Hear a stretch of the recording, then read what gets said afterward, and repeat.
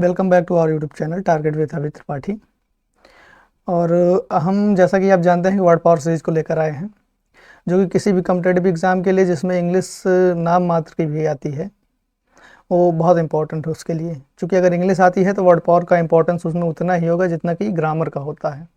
अगर आपको word power की जानकारी नहीं रहेगी तो आप उसमें ग्रामर के रूल्स नहीं लगा सकते। ठीक, तो जैसा कि आप जानते हैं कि हम 2 लेक्चर इस सीरीज़ के कर चुके हैं और पिछली सीरीज़ में हमने ए और एन रूट वर्ड को डिस्कस किया था, जिसका अर्थ विदाउट होता है, कहीं पर भी आ जाए विदाउट एंड नॉट से को डिनोट करेगा ये। ठीक, और लेक्चर नंबर 2 में हमने शायद लास्ट वर्ड एट्रॉफी किया था, एट्रॉफी, जिसमें हमने ए का रूट वर्ड आपको विदाउट बताया था और trophy is the root of nutrition. Nutrition का मतलब पोषण होता है। तो ए एन रूट वर्ड को हम वहाँ समाप्त कर चुके थे। तो आज हम एक नए रूट वर्ड के साथ आपके साथ जुड़ रहे हैं, रूट वर्ड नंबर एक या एसर। ठीक, तो अगर आपको इसके लिए कोई बुक चाहिए हो तो आप चाहे वर्ड पावर में डेजी ले सकते हैं, नहीं तो अगर हिंदी के लिए लेना चाहते हैं तो आप बिल्कुल वो ले सकते हैं, क्या नाम है, मनीषा बंसल मैम की एक बुक है, वर्ड पावर रूट वर्ड करके है। तो उसमें बिल्कुल सेम टू सेम मिलता चला जाएगा, जो जो शब्द हम बताते जा रहे हैं। उसके लिए आपको उसके बाद नोट्स बनाने की ज़रूरत नहीं पड़ेगी। उसी बुक में आप जो शब्द थोड़ा हार्ड होंगे उन्हें लिख सकते हैं। तो अब बढ़ते हैं अगले शब्द की तरफ। तो ये लेक्चर नंबर 3 है हमारा वर्ड पावर सीरीज़ का। और हाँ, ये भी जान लीजिए कि अगर आप वर्ड पावर सीरीज़ को देखना चाहते हैं तो प्रतिदिन सुबह 7 बजे ये इसकी एक वीडियो पड़ जाएगी, तो आप इसको चैनल पर जाकर आसानी से देख सकते हैं। तो इसके लिए आपको चैनल को सब्सक्राइब करना होगा, जिससे नोटिफिकेशन आपको मिलता रहे समय पर। तो आइए देखते हैं एक या ऐसा रूट वर्ड को। ठीक, तो रूट वर्ड नंबर, एक सेकंड हाईलाइटर ले लें। हाँ, रूट वर्ड नंबर 38 दिया गया है, वर्ड नंबर 38 दिया गया है, एसर, एसरबिक। ठीक, देखिए ये सीधा एक से बना हुआ है, हमने बताया एक। देखिए ये चीज़ एक या एसर, ये कहीं पर भी आ जाए या तो शार्प को डिनोट करेगा या तो फिर बिटर को डिनोट करेगा। शार्प मतलब तेज, तीव्र, तीखा। ठीक, एंड बिटर मतलब कड़वा। ठीक, तेज, कोई चीज़ अगर तेज है, जैसे कोई हथियार है वो तेज है तो उसको शार्प कहेंगे। ठीक, तो ये चीज़ हो गया। तब इसका सीधा यहाँ से अर्थ लगभग कुछ ऐसे करके निकल रहा है कि ये बिटर फीलिंग कुछ होगी इसमें, इस तरीके का इसका अर्थ निकलेगा, यहीं से आपको पता चल जा रहा है। तो इसका सीधा अर्थ भी यही हो जाएगा, मतलब क्रिटिकल इन ए डायरेक्ट, जो डायरेक्ट करने में दिशा, जिसका दिशा निर्देश करने में कठिन हो। कठिनाई में क्रिटिकल मतलब कठिनाई, डायरेक्ट मतलब दिशा निर्देश देना। ठीक, जिसको डायरेक्ट करने में कठिनाई हो या फिर जो बहुत क्रूवल वे हो, निर्दयता वाला भाव जिसमें हो, उसको कहते हैं सर्बिक। तो उसी का सिनोनिम भी दिया गया है, बिटर। देखिए ये बिटर एंड शार्प, बिटर मतलब कड़वा और शार्प मतलब तेज। ठीक, ये हो गया। अच्छा, इसी का एंटोनिम्स भी दिया गया है। एंटोनिम्स दिया गया काम एंड शांत। काम इज द नहीं, काम का अर्थ जो होता है ये शांत होता है इसका अर्थ। एंड माइल्ड जो होता है ये मृदु या मीठा को माइल्ड कहते हैं। ठीक, इसका सिनोनिम्स अगर माइल्ड का देखा जाए तो वो स्वीट भी होता है, ध्यान रखिएगा आप। और जैसे अब यही चीज़ जो हमने बताया हुआ है एसर्बिक का डेफिनेशन, यही चीज़ आपसे वन वर्ड सब्स्टिट्यूशन में पूछ लिया जाए, critical in a direct and rather cruel way. ठीक, ये चीज़ आपसे अगर वन वर्ड सब्स्टिट्यूशन में पूछ ली जाए तो पहले तो उसमें एसर्बिक दिया रहेगा, और अगर एसर्बिक नहीं दिया है तो आप शार्प या बीटा टिक कर सकते हैं, बाकी एसर्बिक दिया रहेगा आप उसी को टिक करिएगा। ठीक, तो ये भी समझ में आ गया होगा, आई होप। अब बढ़ते हैं नेक्स्ट वर्ड की तरफ।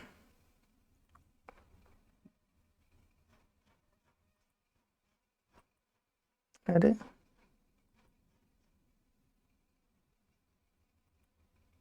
देखिए, जी हाँ, अगला वर्ड 39, नंबर 39, ये भी एक ऐसा रूट वर्ड से रिलेटेड है। इसका भी अर्थ वही सांप या बीटर से रिलेटेड होगा। ठीक, तो इसमें क्या दिया गया, एसिड। बहुत यूजुअल शब्द है, इसको आप जानते होंगे अगर साइंस को ज़रा सा भी आपने पढ़ा है तो उसमें हम क्षार होते हैं उसमें, रसायन विज्ञान में। ठीक, केमिस्ट्री में, तो आप वहाँ से आप इसको जानते हो। एसिड मतलब अम्ल होता है सीधे तौर पर। अच्छा, ये तो हमें पता है कि अम्ल होता है, लेकिन अब जान लेते हैं कि होता कैसे है। ठीक, जिससे आप भी अगर किसी को बता रहे हो तो उसको अच्छी तरीके से बता सकें। तो एक is the root of bitter, जो कड़वा हो। ठीक, तो अम्ल को अगर जैसे आप सिरका जनरली जो होता है घर में यूज़ किया जाता है, सिरका जो होता है उसको देखेंगे तो वो थोड़ा खट्टा सा होता है, यानी कड़वा सा होता है। ठीक, तो बस वही। तो ऐसा केमिकल यूजुअली या लिक्विड, जो लिक्विड होता है that contains hydrogen and has a pH of less than 7। ठीक, तो ऐसा कोई केमिकल हो जो लिक्विड होता है, यूजुअली लगभग लिक्विड ही होता है एसिड जो होता है, और उसमें हाइड्रोजन रहता है, कंटेन्स मतलब रखे हुए होता है हाइड्रोजन को, देखिए ठीक है लिखा गया है यहाँ पर, और उसका पीएच मान जो होता है अम्ल का वो लेस देन 7 होता है, मतलब 7 से कम होता है पीएच मान। और आप जानते ही हैं कि अगर साइंस पढ़े होंगे तो उसमें दिया होता है कि एसिड का जो पीएच मान होता है वो 7 से कम होता है, और जो क्षार जो होता है उसका पीएच मान 7 से अधिक होता है। ठीक, तो ये चीज़ आप ध्यान रखिएगा। तो एसिड का मतलब अम्ल आप समझ सकते हैं, ये देखिए यहाँ पर थोड़ा हिंदी में राइटिंग मिस्टेक है तो आप इसको ध्यान दीजिएगा। तो यहाँ से हो गया ये, और अब आते हैं इसके लेस देन 7। ये चीज़ आपसे अगर वन वर्ड सब्स्टिट्यूशन में पूछ ली जाए तो आप उसे एसिड टिक करिएगा। अच्छा, उसमें उसको भी दिया रहेगा, क्षार की जो इंग्लिश होती है वो भी दिया रहेगी, तो आप उसे ना टिक करके एसिड ही टिक करिएगा। ठीक, तो ये अम्ल हो गया, और यहाँ पर थोड़ा राइटिंग मिस्टेक है, लिखने में दिक्कत हो गई, तो ये अम्ल होगा, आप ध्यान दीजिएगा इसको, अमल नहीं अम्ल। अमल मतलब किसी चीज़ पर अमल करना, उसको ध्यान में मतलब यूज़ में लाना, उसको कहते हैं अमल। अब बढ़ते हैं नेक्स्ट वर्ड की तरफ। अगला वर्ड हमारा है, ये भी एक एसर से रिलेटेड है, इसका भी अर्थ साप या बिटर से निकलेगा, एसरिड। ठीक, वर्ड नंबर 40 एसरिड। ठीक, एक is the root of bitter.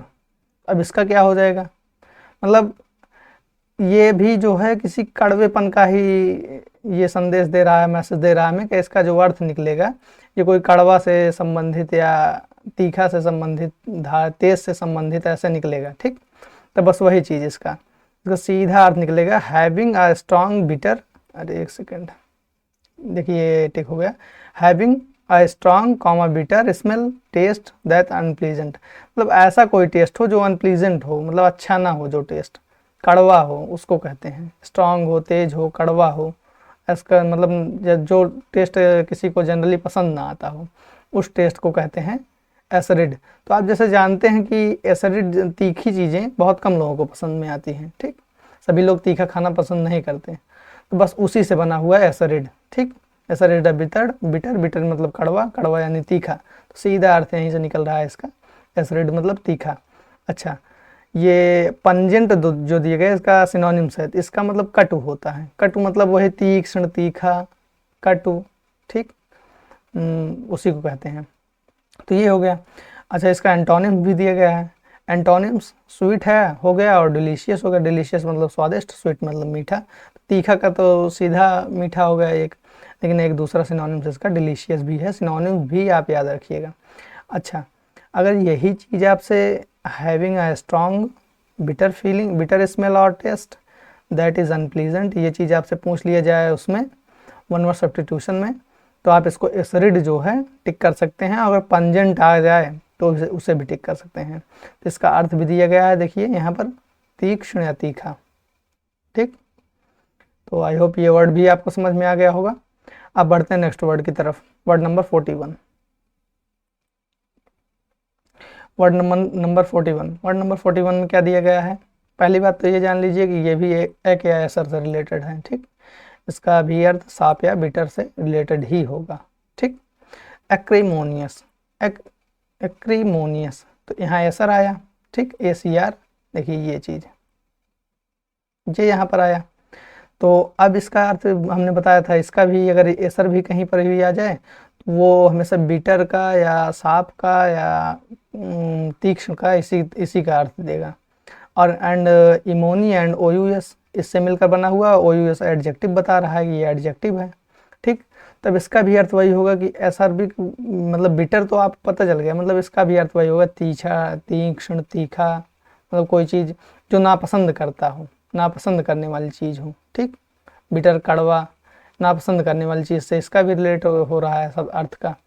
तब इसका सीधा अर्थ हो जाएगा रूखा। अब रूखा क्या है, रूखा का क्या मतलब है, ये बहुत ही ज़्यादा शुद्ध हिंदी है। तो रूखा का मतलब जैसे गुस्सैल हो सकता है। ठीक, गुस्सैल, इसमें इसका अर्थ क्या दिया गया है, angry and full of strong bitter feeling and words. ठीक, मतलब गुस्सा हो या फिर किसी कड़वी फीलिंग से, किसी कड़वी भावना से भरा हुआ हो। वो कड़वी भावना मतलब जैसे आपके बारे में किसी ने बुरा कह दिया तो आप भी उसके लिए थोड़ा बुरे विचार लाएं अपने मन में, तो उसको कहते हैं। ठीक, तो ये चीज़ हो गया। तो आई होप ये भी समझ में आ गया होगा। और इसका एक सिनोनिम दिया गया नास्टी। ठीक, नास्टी, इसका अर्थ जो होता है गुस्सैल होगा। ठीक, आप इसको ध्यान दीजिएगा। गुस्सैल, गुस्सैल मतलब क्रोध से संबंधित इसका अर्थ होगा। ठीक, नास्टी मतलब गुस्सैल। तो सिनोनिम भी पता चल गया। एंड नाइस, नाइस मतलब समझिए, नाइस जानते ही हैं, नाइस मतलब कूल, मतलब अच्छा। प्लीजेंट मतलब सुहावना, इसको भी आप पता ध्यान दीजिए। तो इसके एंटोनिम्स भी आप ध्यान दीजिएगा, नाइस एंड प्लीजेंट। ठीक, सिनोनिम्स नास्टी है, एक्रीमोनियस का, और इम्पोर्टेंट भी है, इसको ध्यान रखिएगा। और एंटोनिम्स जो है वो नाइस एंड प्लीजेंट है। ठीक, और अगर यही चीज़ आपसे angry and full of strong bitter feelings and words, ये चीज़ आपसे वन वर्ड सब्स्टिट्यूशन में पूछ ली जाए, तो आप इसको एक्रीमोनियस अगर दिया रहेगा तो आसानी से टिक कर सकते हैं। एंड अगर एक्रीमोनियस ना देकर नास्टी दिया रहेगा या इसका कोई और सिनोनिम दिया रहेगा तो आप उसको टिक कर सकते हैं, कोई दिक्कत नहीं होगी। ठीक, अब बढ़ते हैं नेक्स्ट वर्ड की तरफ। Word number 42। Word number 42, word number 42 भी रिलेटेड है एक या ऐसा रूट वर्ड से। तब इसका अर्थ क्या हो जाएगा? एक्यूमेन। ठीक, ओफो सॉरी, ये यहाँ पर इस पर हाईलाइटर चल गया, तो इसका स्पेलिंग मैं बोल दे रहा हूँ, ACUMEN। ठीक, तो स्पेलिंग लिख लीजिएगा, ACUMEN। ठीक, तब इसको रूट वर्ड में डिवाइड किया। रूट वर्ड में डिवाइड करने पर AC जो है ये सांप को डिनोट कर रहा है। हमने बताया हुआ है AC या ACR, एक या एसर, कहीं पर भी ये आ जाए, ये सांप या बीटर को डिनोट करेगा। और मैन जो है, ये मैन हमेशा, आप जानते ही मैन उसका, मैन का प्लूरल फॉर्म है। ठीक, तब यही चीज़, अब इसका अर्थ यहीं से निकलेगा। एक्यूमेन का जो अर्थ है ये यहीं से निकलेगा, डिवाइडेड रूट वर्ड से। तो इसका अर्थ क्या निकल गया? The ability to understand and decide things quickly and well. इसका अर्थ सीधा निकल गया, तेज व्यक्ति, शार्प मतलब तेज होता है। ठीक, and man is the root of man, मतलब ये मैन का अर्थ होता है व्यक्ति। ठीक, तो जो व्यक्ति तेज हो, तो आप जैसे अभी इस क्लास में पढ़ते हैं, तो जैसे सर कोई क्वेश्चन बता रहे हैं या हम ही कोई क्वेश्चन बता रहे हैं, तो उसमें से कोई व्यक्ति, कोई बच्चे थोड़ा पहले समझ जाएंगे, कोई बच्चे थोड़ा बाद में समझेंगे। तो जो पहले समझ जाएंगे वो एक्यूमेन होगा। ठीक, तो वही चीज़, जो चीज़ों को जल्दी से समझ सकता है या चीज़ों को जल्दी से डिसाइड कर सकता है, उसको कहते हैं एक्यूमेन। ठीक, तब इसका अर्थ क्या दिया गया है, देखिए, the ability to understand and decide things quickly and well. Ability योग्यता, एबिलिटी मतलब योग्यता, टू अंडरस्टैंड चीज़ों को समझने की, एंड डिसाइड थिंग्स और निर्णय लेने की चीज़ों को, क्विकली एंड वेल जल्दी और अच्छे तरीके से। ऐसा व्यक्ति जो चीज़ों को जल्दी समझ लेता है और उन पर जल्दी निर्णय ले लेता है। ठीक, उसको कहते हैं एक्यूमेन। ठीक, तो इसी का एक सिनोनिम दिया गया है एक्यूटी।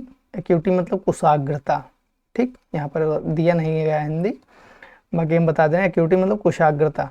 ठीक, कुशाग्रता मतलब दिमाग से तेज होना, जो चीज़ों को जल्दी समझता है, वही इसका सिनोनिम से, तो इसका अर्थ भी वही होगा, कुशाग्रता इसका भी अर्थ होगा, तो ध्यान दीजिएगा। और इसका एंटोनिम्स भी दिया गया है एक, स्टूपिडिटी। ठीक, स्टूपिडिटी जो है ये आप बहुत जनरल सा वर्ड है, आप जानते होंगे। स्टूपिडिटी मतलब मूर्खता।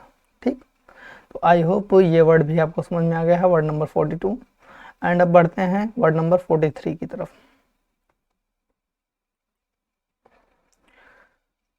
Word number 43, acute. ठीक, एक्यूट, अब ये भी एक या ऐसा रूट वर्ड से रिलेटेड है। ठीक, इसका भी अर्थ शार्प या बिटर से रिलेटेड होगा। तो अब रूट वर्ड में इसको डिवाइड करते हैं। रूट वर्ड में डिवाइड करने पर एक is the root of sharp मिला। ठीक, तो अब इसका सीधा अर्थ निकल रहा है, यहाँ शार्प मतलब तेज, यानी कोई चीज़ बहुत सीवर हो, बहुत तेज हो। ठीक, तो उसको कहेंगे एक्यूट। ठीक, तो सीधा अर्थ यहाँ से इसका निकल रहा है वेरी सीवर, बेबी लिख दिया गया, सॉरी यहाँ गलती से वेरी सीवर होगा, VERY। ठीक, वेरी सीरियस है, वेरी सीवर, ये चीज़ मिस्टेक हो गई है यहाँ लिखने में, ये ध्यान दीजिएगा इसको। वेरी सीवर होगा। वेरी सीवर या वेरी सीरियस, मतलब कोई चीज़ बहुत गंभीर हो या कोई चीज़ बहुत तेज हो, उसको कहते हैं एक्यूट। ठीक, तो इसका सिनोनिम्स कीन होगा एंड क्रोनिक। ठीक, एक इसका एंटोनिम जो होगा क्रोनिक होगा। अच्छा, एक चीज़ देखिए, क्रोनिक का मतलब जो होता है, हमने बताया chronic the root of time, and chronic का पूरा अर्थ जो होता है वो पुरानी चीज़ों का होता है, पुराना। क्रोनिक मतलब पुराना होता है। ठीक, तो अब इसका जो है अर्थ कैसे, इसका एंटोनिम से ये जान लेते हैं। एक्यूट, एक्यूट का मतलब हमने बताया कोई चीज़ बहुत तेज हो। ठीक, तो क्रोनिक जैसे कोई वस्तु बहुत पुरानी हो गई तो वो तेज तो बहुत वर्क करेगी नहीं, तो वो ऑब्वियसली वो धीमी हो जाएगी। ठीक, तो बस वही चीज़ है, क्रोनिक का मतलब पुराना, और ये एक्यूट का सिनोनिम्स एंटोनिम्स है। ठीक, तो ये हो गया। और अब बढ़ते हैं नेक्स्ट वर्ड की तरफ। Next word number 44। Word number 44 में दिया गया एक्स एसरवेट। ठीक, ये भी एक ऐसा रूट वर्ड से बना हुआ है जिसका अर्थ साफ या बिटर होगा। ठीक, एंड एक्स एसरवेट पे आते हैं। रूट वर्ड में इसको डिवाइड करते हैं। एक्स एक आ गया, उसके बाद दूसरा रूट वर्ड इसका हो गया एसर। तो एक्स का हमने बताया हुआ है, दो रूट, इसके लगभग 2 या 3 रूट अर्थ निकलते हैं।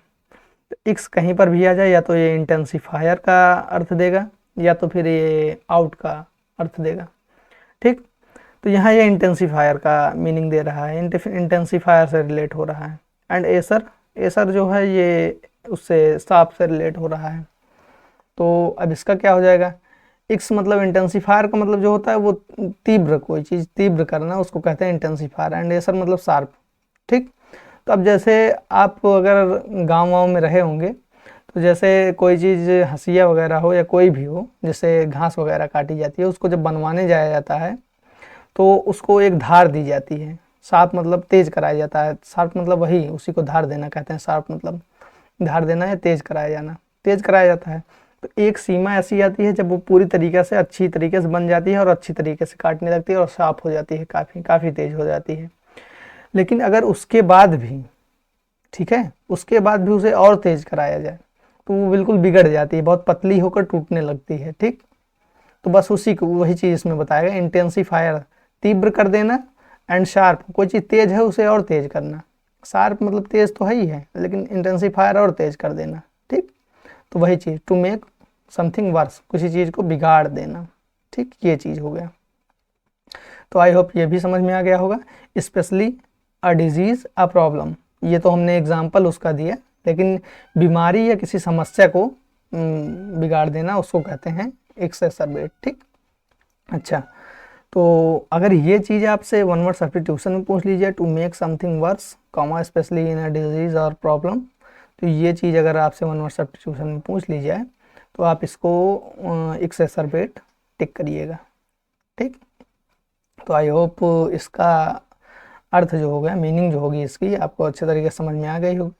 और इसका सिनोनिम्स पे आते हैं। वर्सन, वर्सन मतलब बिगड़ा हुआ, एंड एग्रावेट मतलब भड़काना। ठीक, एग्रावेट मतलब भड़काना, किसी चीज़ को भड़का दोगे तो वो बिगड़ ही जाएगा। ठीक, तो वही चीज़। और एलिविएट मतलब जो होता है, एपीज मतलब शांत करना, एलिविएट मतलब शांत करना। ठीक, ये चीज़ हो गया। तो दोनों एंटोनिम्स हो गए। वर्सन मतलब बिगड़ना, एग्रावेट मतलब भड़काना, एलिविएट मतलब शांत करना, एपीज मतलब शांत करना। ठीक, तो ये हो गया। तो इसका अर्थ भी यहाँ पर दिया गया है, बिगाड़ देना। अब हमने बताया हुआ पहले से ही, तो आई होप ये वर्ड भी आपको अच्छी तरीके से समझ में आ गया होगा। तो synonyms, antonyms and one word substitution, यहाँ से आपको तीनों चीज़ें मिल जा रही हैं और काफ़ी मात्रा में मिल रही हैं। तो इसके बाद आपके वो सिनोनिम्स एंटोनिम्स के लिए भी चिंता करने की कोई ज़रूरत नहीं है। तो अब बढ़ते हैं नेक्स्ट वर्ड की तरफ, वर्ड नंबर 45। वर्ड नंबर 45, यहाँ पर एक नया रूट वर्ड हमको मिला। हमारा वो एक या ऐसा रूट वर्ड अब वहीं समाप्त होता है वर्ड नंबर 44 पर। अब हमें एक नया रूट वर्ड मिला, एक्रो। ठीक, एक्रो जो है ये हाई, एक्सट्रीमली या टिप। हाई मतलब अधिक ऊंचाई वाला, एक्सट्रीमली जो होता है, एक्सट्रीमिटी जो होता है, एक सेकेंड,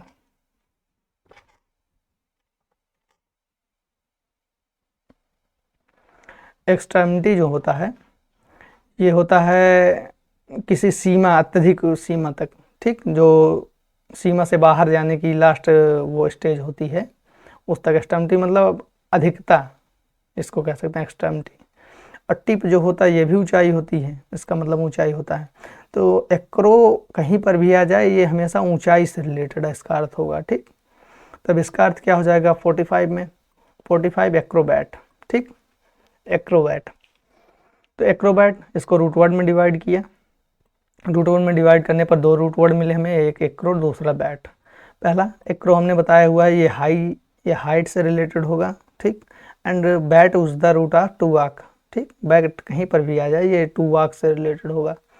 तो अब देखते हैं कि एक्रोबैट जो है इसका पूरा डिवाइडेड रूट वर्ड से इसका अर्थ क्या निकलता है। एक्रो मतलब हाइट, और बैट जो होता है ये मतलब चलना, टू वॉक, जो ऊंचाई पर चलता हो।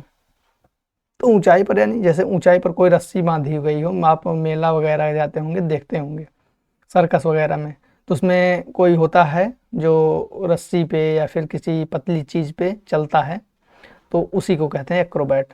तो देखिए नट या बाजीगर, देखिए यहाँ पर शायद रॉन्ग स्पेलिंग मिस्टेक है। नट या बाजीगर, यहाँ पर नट होगा जहाँ नाथ्या लिखा गया है। नट या बाजीगर जो ऊंचाई पर बंधी रस्सी पर चलता है, ठीक, उसको कहते हैं एक्रोबैट। ठीक, और यहाँ पर इसका इंग्लिश में क्या डेफिनेशन दिया गया है देखते हैं। A high walker one who walks on height to perform gymnastic feats. ठीक, ऐसा जो ऊंचाई पर चलने वाला हो, वन हु वॉक्स जो ऊंचाई पर चलता हो, ऑन हाइट अत्यधिक ऊंचाई पर, to perform gymnastic feat gymnastic कसरत को जो करता हो ऊंचाई पर चल के, उसको कहते हैं नट या बाजीगर। बस वही चीज़ इसका दिया गया है। तो अगर यही चीज़ आपसे हाइट वॉकर वाली पूरा जो हमने हाईलाइट किया है, यही चीज़ आपसे वन वर्ड सब्स्टिट्यूशन में पूछ ली जाए तो इसका आपको एक्रोबैट टिक करना है। ठीक, तो a high walker one who walks on height to perform gymnastic feats, ये वन वर्ड सब्स्टिट्यूशन में आए तो एक्रोबैट आपको टिक करना है। तो आई होप ये चीज़ आपको समझ में आ गई होगी। और अब बढ़ते हैं नेक्स्ट वर्ड की तरफ, word number 46। Word number 46 acrobatics. Acrobatics ये भी उसी वर्ड से रिलेटेड है, एक्रोबैटिक्स। ठीक, तो हमने जैसा कि हमने बताया हुआ है कि acro is the root of high, height and tip. ठीक, ये हमेशा हाइट का रूट वर्ड होता है एक्रो। तो एक्रोबैटिक्स ये एक्रोबैट से रिलेटेड है। तो बस वही चीज़ ICS अगर लग जाए तो जो उसमें मास्टर हो, जिसके पास स्किल हो, अगर देखिए ये चीज़ ICS, ठीक, ICS कहीं पर भी लग जाए, या तो इसका अर्थ साइंस होगा या तो इसका अर्थ स्किल होगा, मतलब जो इसका मास्टर हो कि जिस चीज़ में ICS लगा हुआ है उसका मास्टर जो हो उसको कहते हैं वो, मतलब उसको वहाँ पर ICS लगता है जहाँ उसको मास्टर को बताना होता है। तो एक्रोबैट हमने बताया नट को कहते हैं, एंड ICS मतलब स्किल, जिसके पास स्किल होती है। तो वही चीज़ जिसमें दिया गया था, skill of performing gymnastic feet. ठीक, तो जिसके पास जिम्नास्टिक कसरत करने की स्किल होती है उसको कहते हैं एक्रोबैटिक्स। देखिए यहाँ पर इसका हिंदी में भी अर्थ दिया गया है, जिम्नास्टिक प्रदर्शन करने की कला या कलाबाजी को एक्रोबैटिक्स कहते हैं। ठीक, तो आई होप ये भी समझ में आ गया होगा। और हाँ, अगर ये चीज़ the skill of performing gymnastic feat ये चीज़ आपसे पूछ ली जाए वन वर्ड सब्स्टिट्यूशन में तो आप इसको एक्रोबैटिक्स टिक कर सकते हैं। तो आई होप ये भी समझ में आ गया होगा। अब बढ़ते हैं नेक्स्ट वर्ड की तरफ, word number 47।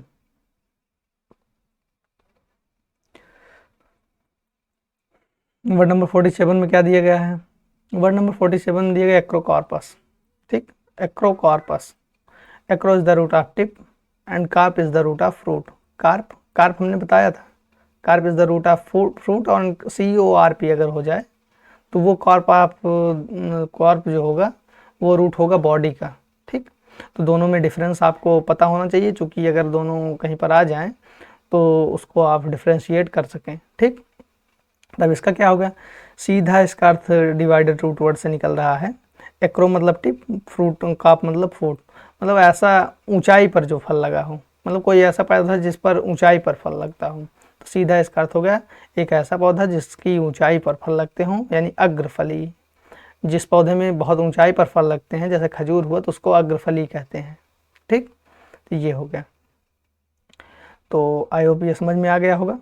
And A plant which has fruit at the tip of steam and stalk. Stalk मतलब डंठल होता है, ठीक। डंठल मतलब आप कह सकते हैं कि पेड़ का तना, ठीक, पेड़ के तने को डंठल कहते हैं। स्टीम भी वही तना होता है, स्टीम का मतलब भी तना होता है, इसको ध्यान दीजिएगा। ऐसा प्लांट जिसके तने के बहुत ऊंचाई पर फल लगता है, ठीक, इसका अर्थ यही हुआ इसका, तो उसको कहते हैं एक्रोकार्पस, ठीक। तो ये चीज़ हो गया। तो अगर यही चीज़ आपसे पूछ लिया जाए वन वर्ड सब्स्टिट्यूशन में, a plant which has fruit at the tip of the steam और स्टाल्क, तो आप इसको एक्रोकार्पस टिक कर सकते हैं, ठीक। तो अब बढ़ते हैं नेक्स्ट वर्ड की तरफ, वर्ड नंबर 48। वर्ड नंबर 48 में दिया गया एक्रोलेक्ट, ठीक। Acrolect, acro is the root of height and lect is the root of language, ठीक। अब इसका क्या हो गया, मतलब हाई मतलब ज़्यादा, एंड लैंग्वेज, लेक्ट मतलब is the root of language. हमने बताया लेक्ट कहीं पर भी आ जाए, लेक्ट या लिंग्यू, ये हमेशा लैंग्वेज को डिनोट करेगा, ये उसी का रूट होता है, दोनों लैंग्वेज के रूट होते हैं, इसको ध्यान रखिएगा आप, ठीक। तो अगर ये दोनों कहीं पर भी आ जाए तो ये लैंग्वेज को डिनोट करेंगे। तो अब रूट डिवाइडेड रूट वर्ड से हम इसका अर्थ निकालते हैं, क्या होता है। एक्रो मतलब हाई, ठीक, हमने बताया हाई होता है यानी ज़्यादा, एंड लेक्ट जो होता है लैंग्वेज, मतलब ऐसी लैंग्वेज जो ज़्यादा बोली जाती है, जैसे अपनी अंग्रेजी हुई है, क्योंकि ये सभी देश की कॉमन भाषा है, इंटरनेशनल लैंग्वेज कहते हैं इसको, इंग्लिश को, ठीक। तो ये लगभग हर देशों में कुछ ना कुछ कहीं ना कहीं बोली जाती है, तो ऑब्वियसली ये ज़्यादा ही बोली जाती होगी। तो बस वही चीज़, भाषा की विभिन्न बोली में से वह बोली जो ज़्यादा प्रचलन में हो, ठीक। यही चीज़ आपको हिंदी में दिया गया है, भाषा की वह बोली जो ज़्यादा प्रचलन में हो उसको कहते हैं एक्रोलेक्ट, ठीक। तो आई होप ये वर्ड भी समझ में आ गया होगा। अच्छा, यहाँ पर इसका डेफिनेशन क्या दिया गया है, a form of language that is considered to have a higher status than other forms, ठीक। तो इसका क्या अर्थ हो गया, a form of language, language का वह रूप दैट कंसिडर जो माना जाता है to have higher status than other forms, जो अन्य रूपों से अत्यधिक जिसको महत्व दिया जाता है, ठीक, हायर स्टेटस, जिसका स्टेटस हायर होता है, ठीक, उसको कहते हैं एक्रोलेक्ट। तो बस वही चीज़। और अगर यही चीज़ आपसे वन वर्ड सब्स्टिट्यूशन में पूछ लिया जाए, a form of language that is considered to have a higher status than other forms, ये चीज़ आपसे उसमें पूछ लिया जाए तो आप इसको एक्रोलेक्ट टिक कर सकते हैं और बिल्कुल सही होगा। और अब बढ़ते हैं नेक्स्ट वर्ड की तरफ। नेक्स्ट वर्ड हमारा है, देखते हैं 49। 49 is the root of acro, ठीक। एक्रो से ये भी बना हुआ है और हाइट या हाई से रिलेटेड होगा ये भी। तो acronym, acro is the root of high, ठीक, and onym, onym is the root of word, ठीक। अब इसका क्या हो जाएगा, एक्रोनिम। तो एक्रोनिम मतलब हाई मतलब पहला वाला, मतलब जो आपसे सबसे पहले होंगे वो आपसे बड़े नहीं होंगे, हाई मतलब ऊंचा या बड़ा, ठीक, ये हो गया। ज़्यादा, ठीक, तो मतलब जो सबसे पहले आएगा, जैसे अब देखिए एक्रो लिखा गया है तो इसमें जो है ए जो है बड़े लेटर में लिखा गया है, तो इसीलिए इसको लिया जा रहा है पहला वर्ड, बड़ा वर्ड, ठीक। तो ऐसा शब्द जो शब्दों के प्रथम अक्षरों से मिलकर बना होता है, ठीक, उसको कहते हैं एक्रोनिम। एक्रोनिम, अब इसका डेफिनेशन क्या दिया गया, a word form the first letter of the words make up the name of something, ठीक। ऐसा वर्ड जो बनाया गया हो first letter of the words, जो शब्दों के पहले अक्षरों से बनाया हो गया हो, that make up the name of something, जो किसी चीज़ का नाम बनाता हो, ठीक। अब इसका एग्जाम्पल के लिए दिया गया है, जैसे एड्स हो गया। एड्स जो है ये एक्रोनिम है इसका, एक्वायर इम्यूनो डिफिशियंसी सिंड्रोम, ठीक। देखिए यहाँ पर ए एक्वायर से लिया गया है, आई इम्यूनो से लिया गया है, एंड डी डिफिशियंसी से लिया गया है, एंड सिंड्रोम यस जो है सिंड्रोम से लिया गया है। तो बस यही चीज़, जैसे बीजेपी भारतीय जनता पार्टी, ये भी हो गया इसी का, ठीक। तो ये भी समझ में हो गया, आ गया आपको। तो इसका हिंदी में अर्थ ये दिया गया कि शब्दों या शब्दों के समूहों के प्रथम अक्षरों से बना नया शब्द को एक्रोनिम कहते हैं। तो आई होप ये चीज़ आपको समझ में आ गई। एक्रोनिम जो होता है वो, जैसे भारतीय जनता पार्टी को बीजेपी कहते हैं, तो BJP is the acronym of Bharatiya Janata party. तो ये चीज़ आपको अच्छे तरीके से समझ में आ गई होगी। अब बढ़ते हैं नेक्स्ट वर्ड की तरफ, word number 50। Word number 50, word number 50 दिया गया acrophobia, acrophobia, acro is the root of high height and extremity and tip, ठीक, हमने बताया हुआ है। एंड एक्रो, इसको रूट वर्ड में डिवाइड किया तो एक हमें रूट वर्ड मिला acro and next root word मिला फोबिया, ठीक। तो एक्रो हमने बताया हुआ ये हाई या हाइट का रूट वर्ड है and phobia is the root of abnormal fear. इसको ध्यान रखिएगा, फोबिया कहीं पर भी आ जाए, एबनॉर्मल फियर का रूट वर्ड है। तो आपका सीधा अर्थ यहाँ से निकल रहा है डिवाइडेड रूट वर्ड से कि हाइट से एबनॉर्मल डर, मतलब असाधारण डर हाइट से लगे, मतलब जैसे कि आप ऊंचाई पर खड़े हुए हैं कि आपको लोग गिर जाए, मतलब गिर नहीं रहे हों आप, लेकिन आपको लगे कि गिर जाएं आप, तो उसको कहते हैं एबनॉर्मल फियर ऑफ हाइट, ठीक। ये हो गया एक्रोफोबिया का मतलब, आपको समझ में आ गया होगा कि ऊंचाई से लगने वाले असाधारण डर को एक्रोफोबिया कहते हैं। अब बढ़ते हैं नेक्स्ट वर्ड की तरफ। नेक्स्ट वर्ड हमारा दिया गया है वर्ड नंबर 51। वर्ड नंबर 51 में दिया गया एक्रोपोलिस। एक्रोपोलिस, अब इसको ये बना हुआ है एक्रो रूट वर्ड से एंड रूट वर्ड में इसको डिवाइड किया। देखिए तो यहाँ पर दो रूट वर्ड हमें मिला, पहला मिला एक्रो एंड सेकंड मिला पॉलिश, ठीक। तो एक्रो से तो आप परिचित हैं ही, लेकिन पॉलिश एक नया रूट वर्ड मिला आपको। Polis is the root of city, कहीं पर भी पॉलिश आ जाए ये हमेशा सिटी को डिनोट करेगा, ठीक। पॉलिश कहीं पर भी आ जाए ये सिटी को डिनोट करेगा।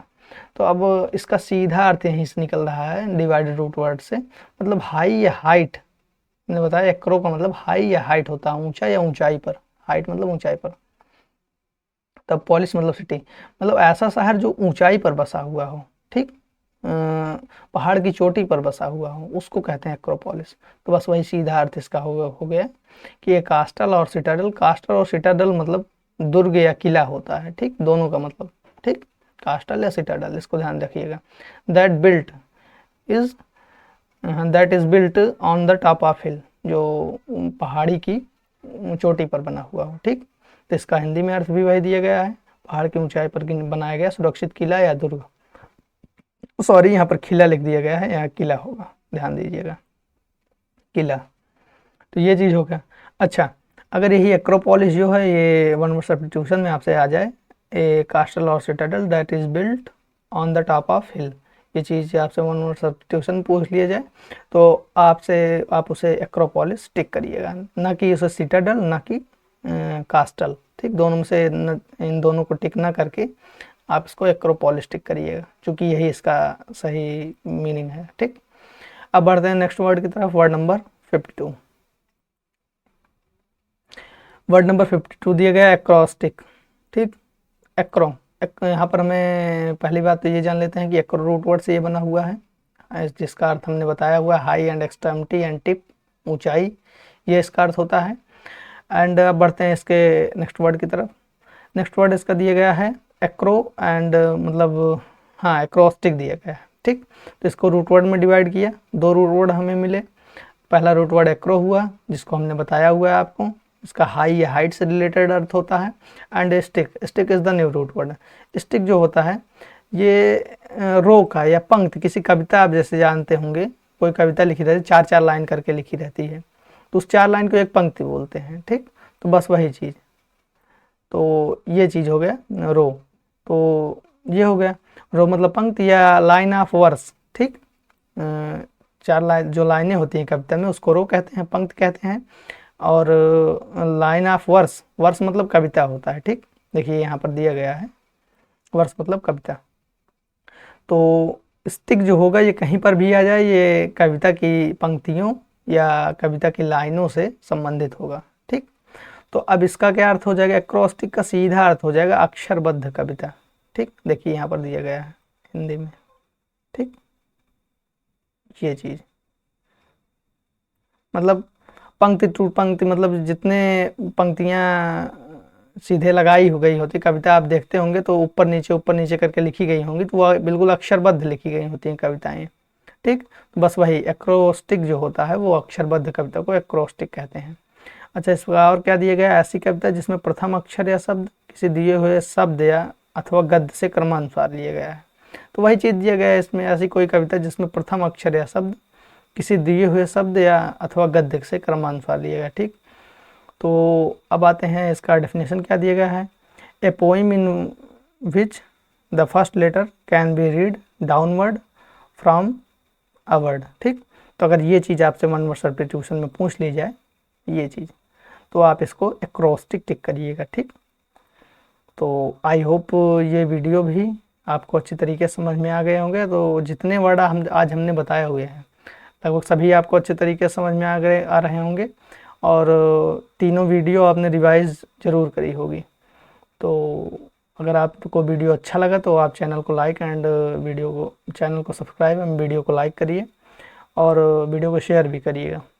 और तो इसी तरह से हम वर्ड पावर सीरीज़ के लेक्चर को सुबह 7 बजे लेकर आते रहेंगे।